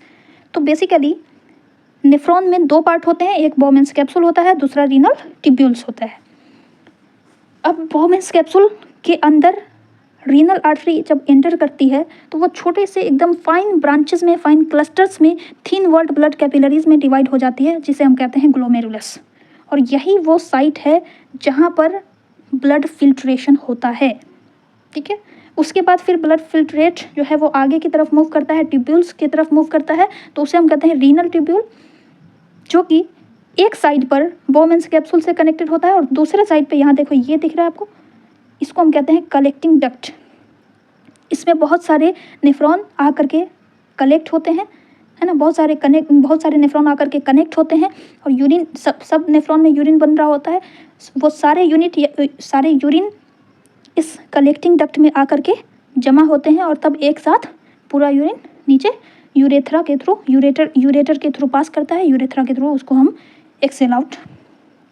एग्जिट करते हैं हम अपनी बॉडी से, ठीक है। तो कुछ इस तरह से नेफ्रॉन फंक्शन करता है। अब इसकी फंक्शनिंग क्या है, ये किस तरह से फंक्शन करता है, तो सबसे पहले हम थोड़ा सा इंट्रो दे देते हैं, उसके बाद हम मेन फंक्शनिंग को एक्सप्लेन करेंगे। रीनल आर्टरी अनफिल्टर्ड ब्लड लेकर के आती है बोमेंस कैप्सूल में, जहाँ पर ये रीनल आर्टरी एकदम फाइन ब्रांचेस में कन्वर्ट हो जाती है, क्लस्टर ऑफ कैपिलरीज में ब्रांच्ड हो जाती है, जिसे हम कहते हैं ग्लोमेरुलस। वहाँ पे यूरिन फॉर्मेशन स्टार्ट होता है, यूरिन फॉर्मेशन की स्टेप्स स्टार्ट होती है इस ग्लोमेरुलस में। ऐसे ही ब्लड इंटर करता है ना, ये इतनी पतली होती है, इतनी फाइन होती है कि इसमें बहुत ज़्यादा प्रेशर क्रिएट होता है और उसी प्रेशर की वजह से ये ब्लड फिल्टर हो जाता है, ठीक है। प्रेशर की वजह से इतना मतलब एकदम पतला सा, अगर देखो जैसे कि आप इतने बड़े होल में से पानी गिरा रहे हो और यहाँ पे एकदम छोटा सा अगर छेद रहता है तो कितना तेज़ी से, कितना फोर्सफुली वाटर बाहर निकलता है, ठीक वैसा ही होता है यहाँ पे ग्लोमेरुलस में, है ना। ब्लड इंटर कर रहा है आर्टरी से और अंदर जाकर के एकदम पतला हो गया, तो बहुत फोर्सफुली उसमें से क्या होता है, ब्लड फिल्टर हो जाता है ना। तो उसमें प्रोटीन को छोड़ करके बाकी सारे फिल्ट्रेट वो क्या हो जाते हैं, उसमें एक्सट्रैक्ट हो जाते हैं और वो सारे के सारे फिल्ट्रेट वो है बोमेंस कैप्सूल में मूव कर जाते हैं, ठीक है। अब इस बोमेंस कैप्सूल से नीचे की तरफ उतरता है फिल्ट्रेट, तो सेकंड प्रोसेस स्टार्ट होती है रीएब्जॉर्प्शन की। जैसे जैसे फिल्ट्रेट जो है वो रीनल ट्यूब्यूल्स की तरफ बढ़ता है, यहाँ पे आप स्ट्रक्चर देखिए, जैसे जैसे ये यहाँ से फिल्ट्रेट आगे बढ़ता है ना, यहाँ पे बहुत सारी आर्टेरियोल प्रेजेंट होती है कैपिलरीज के फॉर्म में, ठीक है। उन कैपिलरीज के थ्रू जितने भी यूजफुल सब्सटेंसेस होते हैं ना, इन ट्यूब्यूल्स में जो यूजफुल सब्सटेंसेस फिल्ट्रेट में बह रहे होते हैं, उसको ये कैपिलरीज क्या करती है, एब्जॉर्ब कर लेती है, ठीक है। तो उसी को कहा जाता है रीएब्जॉर्प्शन। जैसे जैसे फिल्ट्रेट रीनल ट्यूब्यूल्स की तरफ बढ़ता है, जो भी यूजफुल सब्सटेंसेस फिल्ट्रेट के साथ मूव कर रहे होते हैं उसका सेलेक्टिव रीएब्जॉर्प्शन होता है, किसके थ्रू, कैपिलरीज के थ्रू। और तब जा करके फाइनल जो फिल्ट्रेट बचता है उसे हम कहते हैं यूरिन, जो कि रीनल ट्यूब्यूल्स के थ्रू, रीनल ट्यूब्यूल्स में 3 पार्ट होते हैं, है ना। ये वाला पार्ट, इसको हम प्रॉक्सिमल कॉन्वोल्यूटेड ट्यूब्यूल कहते हैं, क्योंकि ये प्रॉक्सिमल साइड में है ना। प्रॉक्सिमल मतलब पास, डिस्टल मतलब दूर। और उसके बाद फिर एक ये इस तरह का स्ट्रक्चर होता है, इसको हम कहते हैं लूप ऑफ हेनले। और फिर यहाँ पे ये इस तरह से कॉन्वोल्यूटेड मतलब कि कॉइल्ड स्ट्रक्चर होता है और ये कलेक्टिंग डक्ट में आकर के कनेक्टेड हो जाता है, तो इसको कहते हैं DCT, डिस्टल कॉन्वोल्यूटेड ट्यूब्यूल। तो यहाँ पर सेलेक्टिव रीअब्जॉर्प्शन होता है, लूप ऑफ हेनले में सेलेक्टिव रीअब्जॉर्प्शन होता है, और डिस्टल कॉन्वोल्यूटेड ट्यूब्यूल्स में जो एक्सेस आयंस होते हैं ना, उसका फिर से ट्यूबुलर सिक्रीशन हो जाता है और फाइनल यूरिन जो है वो इस कलेक्टिंग डक्ट में आकर के कलेक्ट हो जाता है, जहाँ से ये यूरेटर के थ्रू कैरी कर लिया जाता है। तो इस तरह से कुछ यूरिन का फॉर्मेशन होता है और इस तरह से नेफ्रॉन फंक्शन परफॉर्म करती है। एक बार चार्ट से समझ लेते हैं। सबसे पहले हार्ट से अनफिल्टर्ड ब्लड रीनल आर्टरी के थ्रू किडनी में पहुंचा और फिर अफेरेंट आर्टेरियोल के थ्रू ये बोमेंस कैप्सूल में घुसता है, तो फाइन ब्रांचेस में कैपिलरीज में कन्वर्ट हो जाता है, जिसको हम कहते हैं ग्लोमेरुलस। और फिर यहाँ पे ब्लड फिल्टर होता है हाई ब्लड प्रेशर की वजह से, और जो फिल्ट्रेट बनता है वो बोमेंस कैप्सूल में चला जाता है। फिर बोमेंस कैप्सूल से वो फिल्ट्रेट रीनल ट्यूब्यूल्स की तरफ फ्लो करेगा, जहाँ पे रीएब्जॉर्प्शन की प्रोसेस होती है। तो आपसे पूछ सकता है कि अल्ट्रा फिल्ट्रेशन कहाँ पे होता है, तो ग्लोमेरुलस में होता है। रीएब्जॉर्प्शन कहाँ पे होता है, तो रीनल ट्यूब्यूल्स में होता है ना। यहाँ पे क्या होता है, यूजफुल सब्सटेंसेस का सेलेक्टिव रीएब्जॉर्प्शन होता है कैपिलरीज के थ्रू, और जो रीएब्जॉर्प्शन हुआ वो इस कैपिलरीज में चला जाएगा। और यहाँ पर जो ब्लड फिल्टर हो गया है वो इफेरेंट आर्टेरियोल में चला जाता है, फिर कैपिलरीज में चला जाता है, और उसके बाद जो फाइनल फिल्ट्रेट है वो यूरिन के फॉर्म में कलेक्टिंग डक्ट में जाएगा, जहाँ से ये यूरेटर में ओपन होता है, फिर यूरेटर से यूरिनरी ब्लैडर में जाएगा और उसके बाद यूरेथ्रा के थ्रू बाहर एक्सक्रीट कर दिया जाता है, ठीक है। और ये कैपिलरीज जो है यूजफुल सब्सटेंसेस को एक्सट्रैक्ट करके रीनल वेन में देती है और फिर रीनल वेन जो है उसको कैरी करके कहाँ ले जाता है, हार्ट तक पहुँचा देता है। तो इस तरह से ब्लड फिल्ट्रेशन होता है। ओके, सो ये इम्पोर्टेंट टॉपिक है। उसके बाद हम लोग नेक्स्ट चैप्टर की बात करते हैं। अब हम लोग चैप्टर 6 को डिस्कस करेंगे, that is control and coordination. ये भी बहुत ही इंपॉर्टेंट टॉपिक है। इसमें भी हम लोग मैं 10 इंपॉर्टेंट क्वेश्चंस आपको यहाँ पे बताने वाली हूँ। तो चलिए इसकी पहली एक्टिविटी देख लेते हैं। इसमें क्या कह रहा है, put some sugar in your mouth, how does it taste. कुछ शुगर रखना है और टेस्ट करना है कि इसका टेस्ट कैसा होता है। तो हमें कैसा लगेगा, स्वीट। फिर block your nose by pressing it between your thumb and index finger, now it sugar again, is there any difference in taste. अब नाक को बंद करके आपको शुगर खाकर देखना है कि टेस्ट में कोई डिफरेंस आता है कि नहीं आता है। तो हम ये ऑब्जर्व करेंगे कि कोई ज़्यादा नोटिसेबल डिफरेंस नहीं आता है ना, नो नोटिसेबल डिफरेंस। फिर क्या करना है, while eating lunch block your nose in the same way and notice if you can fully appreciate the taste of the food you are eating. अब लंच करते टाइम में हमें ये एक्टिविटी करनी है, अपने नाक को क्लोज करना है और देखना है कि चेंज आता है कि नहीं। अब जैसे कि इसको आप सिंपल ऑब्जर्व करो कि जब हमें कफ हो जाता है, कोल्ड, जब हमें कोल्ड हो जाता है, सर्दी हो जाती है, उस टाइम में हमें खाने का टेस्ट अलग महसूस होता है ना। क्यों? क्योंकि उस टाइम में हमारा नाक ब्लॉक रहता है, नोज क्लोज रहता है, ब्लॉक रहता है। तो दैट मीन्स कि स्मेल रिसेप्टर्स जो हमारे नाक में प्रेजेंट होते हैं, ऑल्फैक्टरी रिसेप्टर्स, वो और हमारे जो टेस्ट बड्स होते हैं उसमें जो रिसेप्टर पाया जाता है, ये दोनों कोऑर्डिनेटेड मैनर में काम करते हैं। इन दोनों के कंबाइन इफेक्ट से हमें खाना का फुल टेस्ट मिलता है। यही यहाँ पे बताने की कोशिश की गई है कि स्मेल रिसेप्टर यानी olfactory receptor and gustatory receptor both combinedly functions. ठीक है, सो ये रहा आपका कंक्लूजन कि स्मेल जो है वो टेस्ट को इन्हांस करता है। Hence gustatory receptor and the olfactory receptor work in A coordinated manner for complete sensory experiences. अगर इस दोनों में से कोई एक भी क्लोज रहता है तो हमें कंप्लीट सेंसरी एक्सपीरियंस नहीं मिलेगा। ओके, नेक्स्ट एक्टिविटी देख लेते हैं। इसमें कह रहा है fill up conical flask with water. इस तरह से कोनिकल फ्लास्क लेना है, उसको वाटर से फुल कर देना है। उसके बाद इसके नेक को कवर कर देना है वायर मेश से। जाली लेना है एक, इस तरह से वायर मेश, और इसके ऊपर रख देना है और इस जाली पर 2-3 सीड्स रख देने हैं।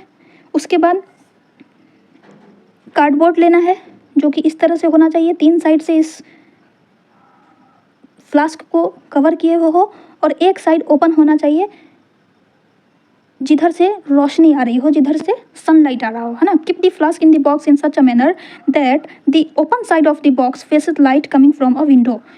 इस ओपन साइड को सनलाइट की तरफ रखना है और 2-3 दिन तक इसको छोड़ देना है। और फिर उसके बाद आप ऑब्जर्व करते हैं तो हम ये नोटिस करते हैं कि हमने जो यहाँ पे सीड रखा था उसमें जो ग्रोथ होती है वो इस सनलाइट के डायरेक्शन में होती है, और जो इसकी लीफ और जो इसकी रूट्स होती है उसकी डायरेक्शन इस तरफ होती है, यानी सनलाइट से दूर। अब क्या करना है, now turn the flask so that the shoots are away from light and the roots towards light. अब इसको टर्न कर देना है ना, इस सेटअप को चेंज कर देना है। यहाँ पे पहले शूट है, ठीक है, यहाँ पे शूट ग्रो किया है, यहाँ पे रूट ग्रो किया है। अब इसको ना पलट देना है, इस तरह से रख देना है। इस साइड में अब शूट है अब और इस साइड में रूट्स है ना, यानी कि हमें इस तरह से रख देना है प्लांट। यहाँ से सनलाइट आ रहा है, यहाँ पे हमारी शूट इस साइड में है, इस साइड में, और ये है रूट। ठीक है, अब क्या करना है, अब इसको अनडिस्टर्ब्ड कुछ दिनों तक छोड़ देना है और उसके बाद ऑब्जर्व करना है कि क्या होता है। Have the old part of the shoot and route change direction. क्या ये जो ओल्ड पार्ट थे, क्या इसमें कोई चेंजिंग आई है? तो हम ये ऑब्जर्व करेंगे कि पहले से जो प्लांट था, पहले से जो ये ग्रोथ हुई है शूट में, उसमें कोई चेंजिंग नहीं आएगी। ये इस डायरेक्शन में है, रूट इस डायरेक्शन में है, उसी डायरेक्शन में रहेंगे। लेकिन जो नया शूट बनेगा उसकी डायरेक्शन फिर से हमें सनलाइट की तरफ मिलेगी। बात समझ गए? पहले से जो ग्रोथ हो चुकी है वो शूट तो अभी भी इसी डायरेक्शन में रहेगा, अवे फ्रॉम लाइट, लेकिन जो नया शूट ग्रो करेगा ना वो सनलाइट की तरफ ग्रो करेगा। ये हम ऑब्जर्व करेंगे। और रूट के केस में हम ये ऑब्जर्व करते हैं कि रूट जो है वो अभी भी सनलाइट से दूर ही ग्रो कर रहा है, सनलाइट से दूर ही ग्रो कर रहा है, उसके अपोजिट डायरेक्शन में ग्रो करता है। ठीक है, यही यहाँ पे पूछ रहा है, have the old part of the shoot and route change direction. तो क्या हो जाएगा इसका आंसर? नो। शूट की डायरेक्शन जो ओल्ड पार्ट है उसमें उसकी डायरेक्शन में कोई चेंज नहीं होती है। Are there differences in the direction of the new growth? तो यस, जो नया ग्रोथ होता है उसकी डायरेक्शन में चेंजिंग आती है। क्या चेंजिंग आती है कि शूट जो है वो सनलाइट की तरफ ग्रो कर रहा है और रूट जो है वो सनलाइट से अपोजिट डायरेक्शन में ग्रो कर रहा है।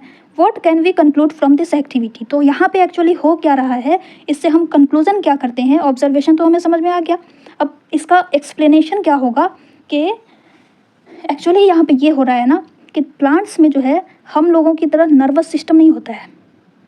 प्लांट्स में हार्मोनल कंट्रोल होता है, हार्मोन्स कंट्रोल करते हैं प्लांट्स की ग्रोथ को, प्लांट्स की मूवमेंट को, ठीक है। तो इसमें एक हार्मोन पाया जाता है ऑक्सिन, जो कि सेल इलोंगेशन के लिए रिस्पॉन्सिबल होता है, ग्रोथ को प्रोमोट करता है, ग्रोथ प्रोमोटिंग हार्मोन है ऑक्सिन। अब लाइट जब पड़ रही होती है ना तो लाइट जो है इस ऑक्सिन के सिंथेसिस को इनहिबिट करता है, जिसकी वजह से क्या होता है कि अब देखो यहाँ पे, जैसे कि यहाँ पे इस साइड में एक प्लांट की पत्ती है और एक इस साइड में है, ठीक है ना, ऐसे।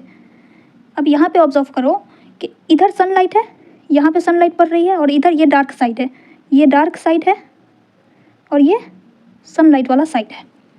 अब ये होगा कि लाइट जो है इस हिस्से में, इस वाली सेल में ऑक्सीजन की सिंथेसिस को क्या कर देता है, इनहिबिट कर देता है, जिसकी वजह से इधर जो है ऑक्सीजन का कंसंट्रेशन कम हो जाता है और डार्क साइड में ऑक्सीजन की सिंथेसिस होती रहती है क्योंकि इधर लाइट नहीं है, तो इधर जो है ऑक्सीजन का कंसंट्रेशन ज़्यादा हो जाता है, जिसकी वजह से इधर की जो सेल्स है वो जल्दी जल्दी ग्रो करती रहती है, लेकिन इधर ऑक्सीजन का कंसंट्रेशन तो कम है, तो इधर की जो सेल्स होती है वो कम धीरे धीरे ग्रो करेगी। तो होगा क्या कि इधर की सेल तो ऐसे ऐसे बढ़ रही है, लेकिन इधर की सेल्स जो है अभी यहीं पे है, तो ये सेल्स कहाँ जाएगी, आगे तो जाएगी नहीं, ये इसी पे ऐसे बेंड होगी ना। तो यही वजह है कि डार्क साइड में फास्ट ग्रोथ होने की वजह से ये जो स्टेम है वो लाइट के डायरेक्शन में बेंड कर जाती है, ठीक है। तो यहाँ पे लाइट जो है वो स्टिमुलस है और प्लांट इस स्टिमुलस के रिस्पॉन्ड में मूवमेंट शो कर रहा है, इसलिए प्लांट के मूवमेंट को हम ट्रॉपिज्म कहते हैं, ठीक है। और प्लांट की जो ग्रोथ होती है वो डायरेक्शनल होती है, वो इन्वायरमेंटल कंडीशंस के अकॉर्डिंग वो ग्रो करते हैं।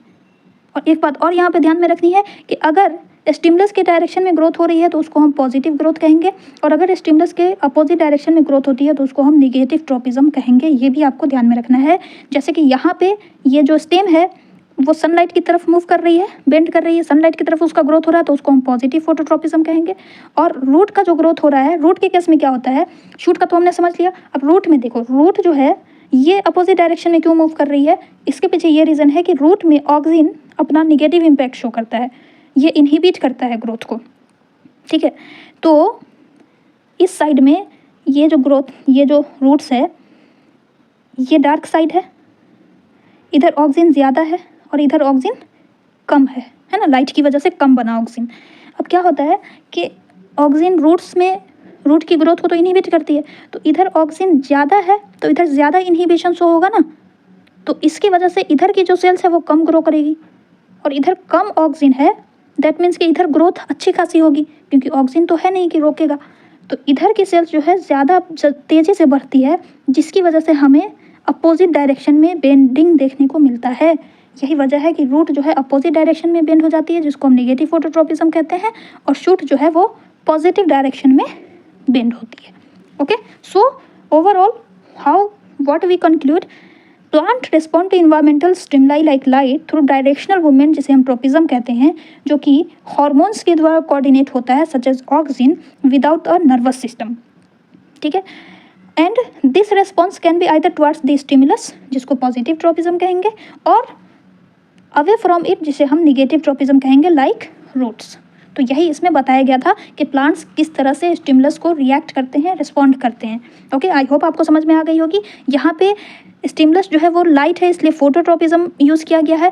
अगर स्टिमुलस सॉयल है, मिट्टी है, तो जियोट्रॉपिज्म हो जाएगा। अगर स्टिमुलस वाटर है तो हाइड्रोट्रॉपिज्म कहेंगे। ये तीनों ट्रॉपिज्म आपको ध्यान में रखना है, कोई भी एग्जाम में आ सकता है। नेक्स्ट देख लेते हैं, इसमें क्या कह रहा है, लुक एट फिगर 6.7, इसको देखना है। आइडेंटिफाई द एंडोक्राइन ग्लैंड, इसमें जो डिफरेंट ग्लैंड है ना उसको आइडेंटिफाई करना है और उसके बाद उसके फंक्शन को लिखना है, ठीक है। तो यहाँ पे मैंने टेबल प्रोवाइड कर दिया है, ये टेबल है, इसमें कुछ फंक्शंस दिए हुए हैं, कुछ खाली है, उसको आपको फिल करना है, ठीक है। नेक्स्ट एक्टिविटी में भी ये रहा टेबल, पहले नेक्स्ट एक्टिविटी देख लीजिए। यहाँ पे क्या कर रहा है, hormones are secreted by endocrine gland and have a specific function. Complete table 6.1 based on the hormone the endocrine gland और द फंक्शन। यहाँ पे जो जो खाली है ना उसको फिल करना है। तो थायराइड ग्लैंड कहाँ से सिक्रेट, थायराइड ग्लैंड कौन सा हार्मोन सिक्रेट करता है, थायरोक्सिन। थायरोक्सिन हार्मोन सिक्रेट होता है। इसका काम क्या है, मेटाबॉलिज्म को रेगुलेट करना, फैट मेटाबॉलिज्म, कार्बोहाइड्रेट, प्रोटीन के मेटाबॉलिज्म को रेगुलेट करता है। इंसुलिन कहाँ से रिलीज होता है, पैंक्रियाज से। तो यहाँ पे पैंक्रियाज हो जाएगा। इसका काम क्या है, ब्लड शुगर लेवल को रेगुलेट करना। इसके अलावा पैंक्रियाज से एक और हार्मोन रिलीज होते हैं जिसको हम कहते हैं ग्लूकागॉन, है ना। तो ग्लूकागॉन जो है वो शुगर लेवल को इंक्रीज करता है और इंसुलिन जो है डिक्रीज करता है। दोनों एक साथ मिल करके बैलेंस करके रखते हैं शुगर लेवल को। टेस्टोस्टेरोन से टेस्टिस से टेस्टोस्टेरोन हार्मोन निकलता है। इसका क्या काम है वो यहाँ पे आपको भरना है। तो इस दोनों एक्टिविटी के लिए यहाँ पे ये जो टेबल है ना वो बहुत इंपॉर्टेंट है आपको, और इसी में दोनों का आंसर है। इसमें सारे ग्लैंड को मैंने यहाँ पे मेंशन कर दिया है, उससे रिलीज होने वाले हार्मोन्स और उसका फंक्शन, ठीक है। हाइपोथैलेमस की बात करें, ये कहाँ पे लोकेटेड होता है, तो 3 हार्मोन ब्रेन में लोकेटेड होते हैं, हाइपोथैलेमस, पिट्यूटरी ग्लैंड और पीनियल ग्लैंड, ठीक है।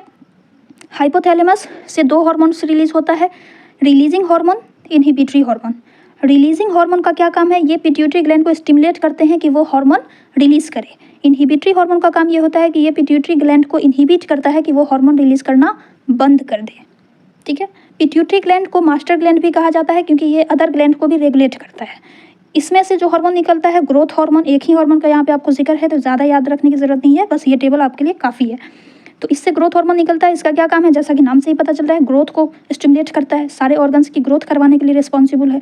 अगर पिट्यूटरी ग्लैंड में कुछ खराबी आ जाती है, अगर ग्रोथ हार्मोन के सिंथेसिस में कमी आ जाती है तो हमें क्या देखने को मिलता है, ड्वार्फिज्म। तो ये भी आपको ध्यान में रखना है। फिर आता है पीनियल ग्लैंड, ये मेलाटोनिन सिक्रीट करता है जो कि स्लीप वेक साइकिल को रेगुलेट करता है। इसको हम डार्क हार्मोन भी कहते हैं क्योंकि ये अंधेरे में ही सिक्रीट होता है, ठीक है। उसके बाद ये 3 हार्मोन हो गए हेड में। उसके बाद हम आते हैं थ्रोट में। थायराइड ग्लैंड होता है थ्रोट में, पैराथायराइड होता है और थाइमस होता है। ये 3 ग्लैंड थ्रोट एरिया में पाए जाते हैं। थायराइड ग्लैंड ये हमारे थ्रोट का जो ट्रैकिया होता है ना, उस ट्रैकिया के पास बटरफ्लाई शेप में इस तरह से प्रेजेंट होता है थायराइड हार्मोन। ये थायरोक्सिन हार्मोन सिक्रीट करता है जिसका काम होता है क्या, मेटाबॉलिज्म करना, ताकि बॉडी का ग्रोथ अच्छे वे में हो सके। अगर थायरोक्सिन हार्मोन्स में कमी आ जाती है, और इसके लिए थायरोक्सिन हार्मोन्स के सिक्रीशन के लिए इसको चाहिए होता है आयोडीन, ठीक है। आयोडीन को यूज़ करके ये thyroid gland thyroxine hormone secrete करती है, प्रोड्यूस करती है। तो इसीलिए कहा जाता है कि हमें सफिशिएंट अमाउंट में आयोडीन लेना चाहिए। अगर आयोडीन की कमी होगी तो थायरोक्सिन हार्मोन का सिक्रीशन कम होगा। थायरोक्सिन हार्मोन अगर कम सिक्रीट होता है तो हाइपोथायराइडिज्म होगा, जिसकी वजह से हमें गोइटर देखने को मिलता है, घेघा जिसे कहते हैं, ठीक है। उसके बाद आता है पैराथायराइड हार्मोन, ये जस्ट इसके नीचे होता है। इससे पैराथायराइड ग्लैंड जिससे पैराथायराइड हार्मोन रिलीज होता है, ये क्या करता है, ये हमारे ब्लड में कैल्शियम एंड फॉस्फोरस लेवल को रेगुलेट करता है। फिर आ जाते हैं थाइमस ग्लैंड जो कि हमारे चेस्ट एरिया में प्रेजेंट होता है। इससे थाइमोसिन रिलीज होता है, इसका काम है इम्यून सेल्स के मैच्योरेशन में ये हेल्प करता है। फिर आ जाते हैं एब्डोमिनल रीजन में, तो वहाँ पे पैंक्रियास प्रेजेंट होता है। इससे 2 हार्मोन रिलीज होते हैं, ग्लूकागॉन और इंसुलिन, ठीक है। ग्लूकागॉन ब्लड शुगर लेवल को रेगुलेट करता है, इंसुलिन भी ब्लड शुगर लेवल को रेगुलेट करता है। कैसे, तो ग्लूकागॉन जो है वो हमारी बॉडी में ब्लड शुगर लेवल को इंक्रीज करने में हेल्प करता है और इंसुलिन जो है वो डिक्रीज करने में हेल्प करता है। अब ये दोनों काम कैसे करते हैं, तो अगर हमारी बॉडी में ब्लड शुगर लेवल ज़्यादा हो गया है तो उस टाइम में हाइपोथैलेमस को ये इन्फॉर्मेशन जाती है कि वो पैंक्रियाज को स्टिमुलेट करे कि इंसुलिन का सिक्रीशन हो, तो इंसुलिन सिक्रीट होने लगता है, जिसकी वजह से ये ब्लड शुगर लेवल जो हाई हो गया था वो लो होता है। और अगर कम हो जाता है ब्लड शुगर लेवल तो ग्लूकागॉन का सिक्रीशन होता है और ये जो है ब्लड शुगर लेवल को इंक्रीज कर देता है। इस तरह से ये दोनों हार्मोन मिल करके क्या करते हैं, ब्लड शुगर लेवल को मेंटेन रखते हैं।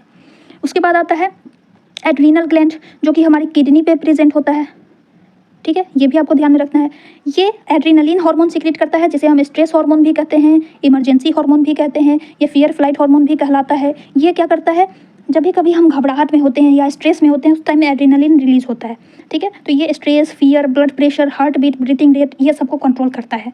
फिर आते हैं 2 रिप्रोडक्टिव ग्लैंड में, तो उसमें है टेस्टिस, ये मेल बॉडी में पाया जाता है, एंड ओवरीज फीमेल बॉडी में पाया जाता है। टेस्टिस से टेस्टोस्टेरोन रिलीज होता है जो कि प्यूबर्टी के टाइम में जितने भी चेंजेस होते हैं, बियर्ड का आना, मेल सेक्स ऑर्गन का डेवलपमेंट, उन सब के लिए ये टेस्टोस्टेरोन रिस्पॉन्सिबल होता है। ओवरीज की बात करें तो इससे एस्ट्रोजन रिलीज होता है जो कि फीमेल सेक्स ऑर्गन के डेवलपमेंट में रिस्पॉन्सिबल है और मेंस्ट्रुअल साइकिल को रेगुलेट करता है। ठीक है, तो ये टेबल आपके लिए बहुत इंपॉर्टेंट है, आप इसे ज़रूर अच्छे से रिवाइज कर लेंगे। उसके बाद नेक्स्ट ये मैंने डिस्कस कर दिया, तो यही था इम्पोर्टेंट, इसमें यही 4 एक्टिविटीज़ थी। उसके बाद ये 10 इंपॉर्टेंट क्वेश्चंस मैंने आपको यहाँ पे प्रोवाइड किए हैं। इसमें आपको इस चैप्टर में न्यूरॉन के स्ट्रक्चर फंक्शन को अच्छे से देख लेना है, ब्रेन का डिफरेंट पार्ट, सेरिबेलम क्या करता है, सेरिब्रम किसको कंट्रोल करता है, इनवॉलेंट्री एक्शंस को कौन कंट्रोल करता है, ये सारी चीज़ें आपको देख लेनी है। फिर plant hormones, auxin, gibberellin, cytokinin, ये सब इसका रोल क्या है, फंक्शन क्या है, वो अच्छे से देख लीजिएगा। फिर एंडोक्राइन ग्लैंड जो मैंने टेबल दिया है वो काफ़ी है, उसको देख लेना है अच्छे से। फिर ये बहुत ही इंपॉर्टेंट क्वेश्चन है रिफ्लेक्स एक्शन, इसको आप अच्छे से देख लेंगे, और रिफ्लेक्स आर्क क्या होता है। उसके बाद फिर केमिकल कोऑर्डिनेशन कैसे होता है, ये भी इंपॉर्टेंट है। फिर what will happen if intake of iodine in our diet is low, तो क्या होगा, गेटर हो जाएगा, थायरोक्सिन हार्मोन का सिक्रेशन कम हो जाएगा, है ना। नेक्स्ट है what happen at the synapse between 2 neurons, के बीच में जो साइनेप्स होता है वहाँ पे क्या होता है। What is the tropic movement, explain with an example. यहाँ पर कोई भी आपको हाइड्रोट्रोपिज्म, फोटोट्रोपिज्म या जियोट्रोपिज्म, इसमें से कोई भी पूछ सकता है, आपको एक्टिविटी दे सकता है लिखने के लिए कि इसको एक्टिविटी के थ्रू एक्सप्लेन कीजिए, तो वो आपको ध्यान में रखना है। अगर आपको इन क्वेश्चंस में कोई दिक्कत है तो एनसीईआरटी एग्जाम्पलर के क्वेश्चंस मैंने डिस्कस किए हुए हैं, वहाँ पे जाइएगा तो आपको इन सारे क्वेश्चंस का आंसर मिल जाएगा, वहाँ पे आप समझ लेंगे। ओके, तो आज के लिए बस इतना ही। नेक्स्ट लेक्चर में हम लोग 7 और 8 करेंगे, chapter 7 and 8। Okay, till then take care, bye.